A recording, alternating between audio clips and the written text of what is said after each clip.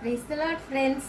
நம்ம எல்லாருக்குமே பேரண்ட்ஸ்னால் ரொம்ப பிடிக்கும். அம்மா அப்பா அப்படின்னு சொல்லியாச்சுன்னா அவங்கள ரொம்ப நம்ம மதிப்போம், அவங்க சொல்கிறபடியெல்லாம் கேட்போம்.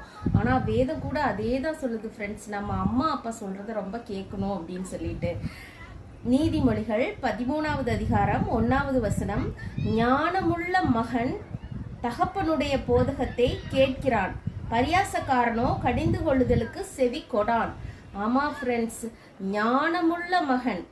சில பேர் நினைக்கலாம், அம்மா அப்பா வந்துட்டு போன ஜெனரேஷன்ல இருந்தவங்க, அவங்களுக்கு என்ன தெரிய போகுது, அவங்களுக்கு என்ன இந்த டெக்னாலஜி பற்றி தெரிஞ்சிட போகுது அப்படி இப்படின்னு நினச்சிட்டு அவங்க சொல்கிறதெல்லாம் ரொம்ப மட்டமாக நினச்சிட்டு அவங்களுடைய அறிவுறுத்தலுக்கு நம்ம செவியை சாய்க்கிறதே இல்லை.